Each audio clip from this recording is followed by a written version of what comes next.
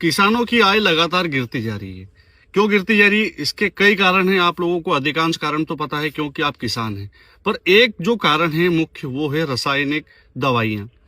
इन दवाइयों के प्रयोग से किसानों का जो लागत है वो बढ़ती जा रही है। कैसे बढ़ती जा रही है? आप लोगों ने देखा होगा कि हमारे बाप दादा के समय में जब 1990 या 2000 के दशक में खेती होती थी, उस समय सिर्फ एक दवाई जिसका नाम इंडोसल्फान होता था, वो एक दवाई आपके सफेद मच्छर को, आपके फंगस को, आपके कीट को, आपकी हरी इल्ली को, आपकी बारीक इल्ली को, या बात करें हम जितने भी तरह के मच्छर है, जितने भी तरह की इल्लियां है, वो जितने तरह के फंगस है, सबको खत्म करती थी। आज जब एक किसान दवाई लेने जाता है, हमारे खेत में आलू हुआ, चाहे मटर हुआ, चाहे सरसों हुआ, चाहे मक्का हुई, XYZ कोई भी फसल हुई, अगर दवाई लेने गया है तो आपको एक झोला भर के दवाई मिलने वाली है।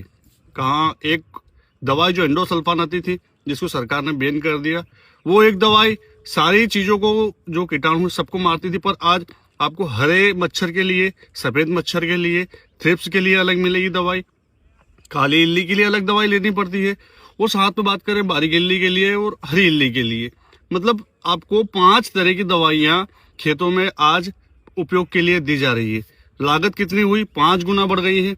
अब इसके बाद में जैसे जैसे हम लोगों ने खेतों में दवाइयां डालने चालू करी, तो उसके साथ में जो कीट है, चाहे आपकी इल्ली हुई, चाहे आपका थ्रिप्स हुआ, चाहे आपका माहू हुआ, जितने भी तरह के कीट है, इनकी रोग प्रतिरोधक क्षमता बढ़ती जा रही है।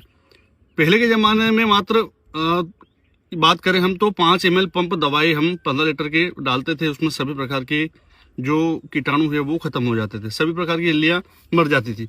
पर आज उसी दवाई को हम लोगों ने कहां से कहां पहुंचा दिया है। एक मुख्य कारण ये भी है। विस्तार से बात कर ले हम मालवी भाषा में, यदि मैं आप लोगों को बताऊं तो देखिए, पहले के जमाने में क्या होता था कि एक दवाई को हम घोल में मिलाकर डाल देते थे, उससे आपकी सभी प्रकार की बीमारियां खेतों में खत्म हो जाती। पर आज की बात करें अपन, तो आज देखो कंपनी की डिसाइड कर रही है कि ये किसान के अपने 500 ग्राम प्रति 5 बीघा में डालनी, मतलब 100 ग्राम बीघा आपके डालनी पड़ेगी यह दवाई।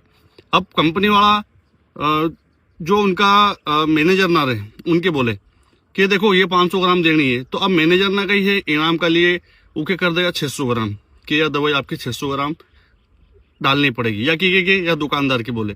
अब दुकानदार उन्हीं चीज के कई बोले कि अपन ज्यादा बेचांगा तो ज्यादा थाईलैंड चलांगा और विदेश का दौरा। सभी दुकानदार के लिए जिम्मेदार नहीं है, फिर बोल दूं मैं, कुछ दुकानदार हो सकता है आपत्ति भी ले ले, पर दुकानदार उन्हीं 500 ग्राम के, जब उनका डीलर उनके जाते जाते वो 700 ग्राम हो जाएगी, 650 तो उनका जो